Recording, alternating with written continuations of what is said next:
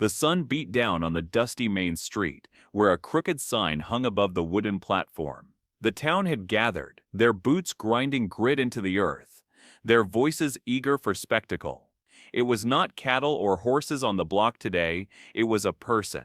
A girl, barely more than a woman, forced to stand tall though her shoulders trembled.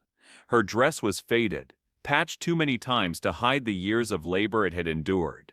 Her long dark hair fell loose in the wind, framing a face smudged by dust but not robbed of dignity. She was the daughter of a poor farmer who had died, leaving debts behind. The men of the town, cruel and laughing, decided her body was payment enough. The auctioneer barked out the terms, his voice oily and sharp. "Who'll start the bidding?" "A fine, strong girl, worth her keep in the house or the fields. Who'll say $2? The crowd snickered. A man in a torn vest shouted, "Not worth a penny." Another barked, $1 at best." The girl flinched at every word, her hands twisting against the rough rope that bound her wrists. She had no voice here, no say in what would become of her. $1. A sneer came from the back. Laughter erupted, echoing across the square. The auctioneer grinned, slamming his gavel. "Sold, for $1. The girl's breath caught. Just like that, her entire worth, her entire life, measured at a single coin. Shame burned hot in her chest as the crowd jeered, some spitting into the dirt at her feet.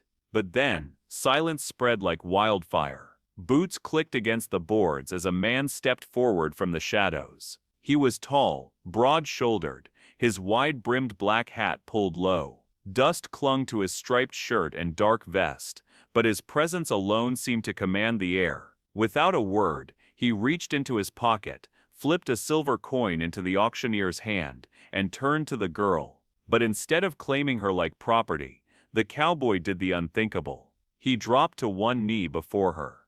Gasps rippled through the crowd, whispers tore through the air. Men spat curses, women clutched their shawls tighter. Never had they seen a man kneel before someone branded worthless. The girl's eyes widened, her heart hammering as the stranger met her gaze. His voice was steady, deep as the earth itself. "You're no man's property," he said. "But if you'll walk with me, it will be by choice." And in that single act, kneeling to a girl sold for $1, the cowboy shattered the cruel order of the town. The auction ended, but the whispers did not. As the girl stepped down from the platform, her wrists raw from the rope, she braced herself for the rough tug of a master claiming his prize. Instead, the cowboy reached out, not with a chain, but with a knife. One swift cut, and the bindings fell away. Her arms, free for the first time in days, hung limp at her sides. She stared at him, stunned. Was this some trick, some cruel show before the crowd? But the man only tipped his hat low, offering his hand like she was something fragile. Her body refused to move, still expecting the harsh shove of command. Finally, she stepped forward, each pace feeling heavier than the last. Behind them, the crowd hissed, "Bought her for $1, and already bowing like a fool. He'll regret it. Women like her bring nothing but ruin." Their laughter followed as the pair walked the length of the main street. Her cheeks burned, her head lowered, every eye carved judgment into her back. She was certain at any moment he would lash out, demand obedience, demand gratitude, demand something, but he said nothing. The cowboy walked beside her, his stride steady, his silence louder than the crowd's cruelty. Not once did his hand reach for her arm, not once did he push or pull. He simply matched her pace, step for step, until the town's noise faded into the empty expanse of prairie. When they reached his horse, she hesitated. The animal pawed the ground, snorting as if impatient. She expected the command to mount, or worse, to ride behind him like property. But again, he surprised her. He placed the reins in her hands. "She's yours to ride," he said softly, as though it were the most natural thing in the world. Her breath caught, suspicion twisted with confusion. This man had paid for her, owned her in the eyes of law and town, but he treated her as though she were free. As they rode out, silence stretched between them. The wind tugged at her hair. The prairie opened wide before her, but her heart hammered with doubt. Who was this man? What did he want? She studied him out of the corner of her eye. His jaw was firm, his gaze fixed on the horizon, as if the weight of the world rested there. His patience unsettled her more than cruelty would have.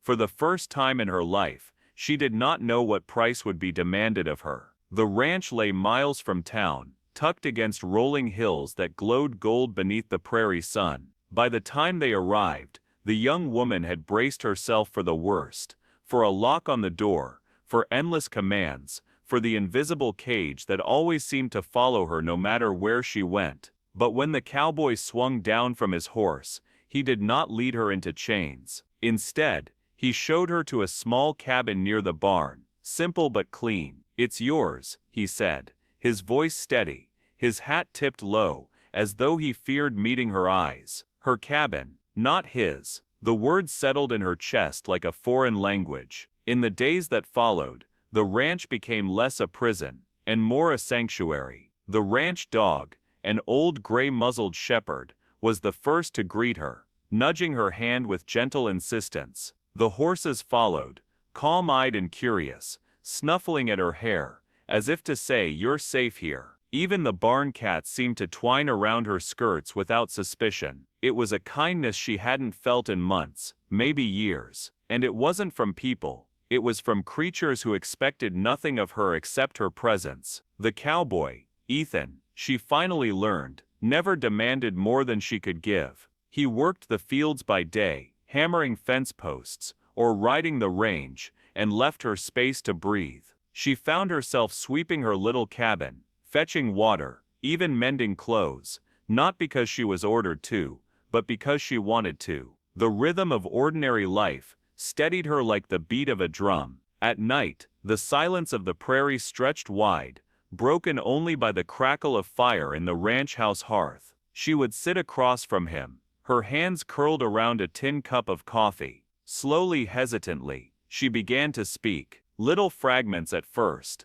of the debt that chained her father, of the cold faces in town, of how the world had set her price at $1. Ethan never interrupted, never judged. He simply listened, his eyes shadowed, his jaw tight as though each word she spoke carved another wound in him. Then, on nights when the fire burned low, he would answer with fragments of his own, a childhood marked by loss, a war that had left scars beneath his shirt, and deeper ones no doctor could stitch, a loneliness so wide he'd almost let it consume him. Somehow, sharing those broken pieces didn't deepen the cracks, it bound them. Day by day, humiliation turned to dignity, suspicion to trust. Around the fire, in the hush of night, two wounded souls began to stitch themselves back together, not through grand promises or chains of obligation, but through the simplest, most dangerous gift of all, gentleness. The peace of the ranch could not last forever. Word traveled fast across the prairie, carried in the mouths of gossip and the sneers of men who thrived on cruelty. It began with whispers,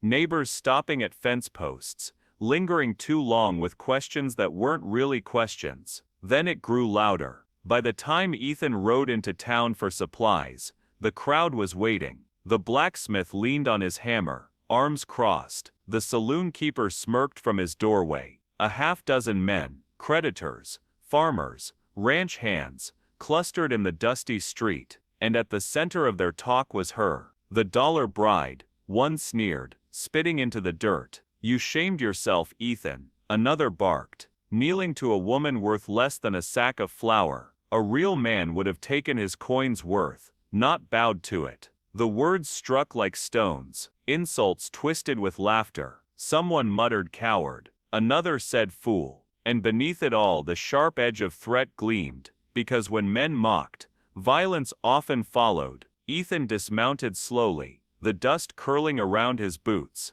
His hat brim shadowed his eyes, but his voice carried like thunder across the street. "You think worth is measured in dollars." His words cut, low and steady. "Then you're poorer than any man I've met." A shove came first, one of the ranch hands, drunk on pride. Ethan staggered, then straightened, steel flashing in his eyes. A fistfight broke loose, brutal and raw. Blows cracked, dust flew. The crowd cheered and jeered, a circle of cruel delight, but when one man's hand went for his pistol, the air froze. Ethan's revolver was already drawn, steady, unwavering, aimed dead center. "You'll have to kill me to take her dignity," Ethan growled, his voice carrying over the hush, "because I won't let a pack of cowards write her worth." Silence stretched, heavy as a storm about to break. No one moved. The man's hand trembled, then dropped. One by one, the jeers faltered into uneasy quiet. From the porch of the general store, she watched it all, her heart slamming against her ribs. She had braced herself for the worst, for Ethan to buckle under their cruelty, or for fists and bullets to leave him broken in the dust.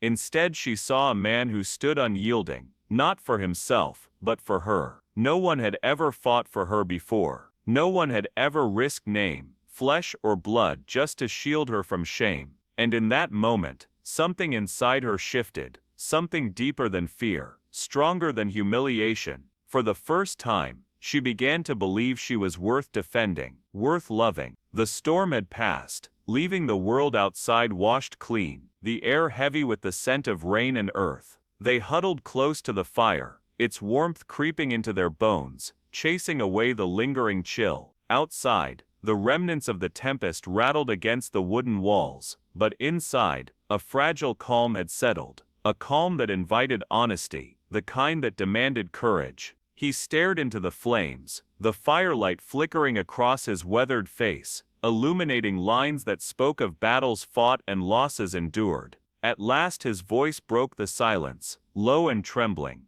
"I once loved someone," he began, eyes distant. "I lost her, and when she was gone, I swore I'd never let myself feel that pain again, never open my heart, never trust it to another." He swallowed hard, the confession weighing on him as heavily as the memories themselves. "I thought I was strong enough to keep moving without it, but I was wrong." She shifted closer, the warmth of the fire and the proximity of his presence, giving her courage she didn't know she possessed. Her voice was barely more than a whisper. "I felt broken too. For so long, I thought I was nothing more than a burden. Every step I took, every word I spoke, it felt like I was dragging my own weight through someone else's life." Her hands shook as she reached for his, tentative but desperate for connection. "I've carried that shame like a shadow. I didn't think I could ever be enough." For a long moment, silence stretched between them, the crackling of the fire filling the void. Then slowly, he turned to her, his eyes searching hers with a tenderness that belied his rough exterior. "Stay," he said, his voice steady now, but charged with emotion.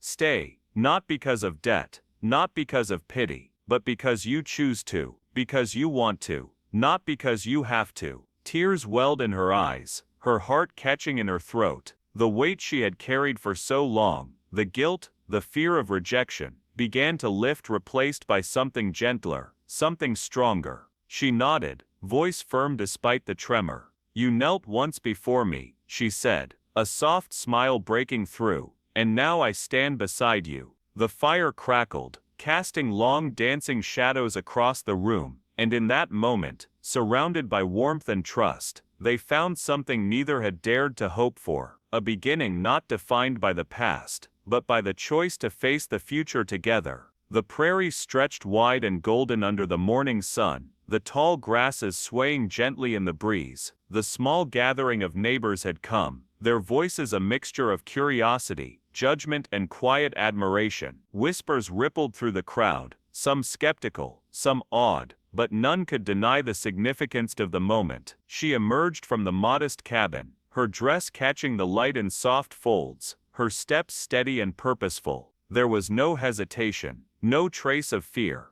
only a quiet dignity that made even the most skeptical onlookers pause. He stood at the edge of the clearing, the familiar creak of his boots on the dry earth grounding him, and when she reached him, he dropped to one knee, not in shame, not in repayment for a debt, but in a gesture of pure, unwavering devotion. The ceremony was simple, vows exchanged in soft voices, eyes locked in a promise that went far beyond words. The wind carried their laughter, the tender pauses, and the occasional sniffle from those moved by the sincerity of the union. Even the ranch dog, loyal through storms and solitude, sat patiently at their side, its tail wagging slowly as if acknowledging the bond that had formed. As the ceremony concluded, the first rays of sunrise spilled across the horizon, painting the prairie in warm golds and soft pinks. The couple stood together, hands entwined, the dog at their feet, watching the world wake around them. And in that quiet, sacred moment, one truth rang clear. He hadn't just bought her for $1. He had given her a kingdom worth more than gold, a life, a home, and a love that no storm, no rumor, and no hardship could ever take away.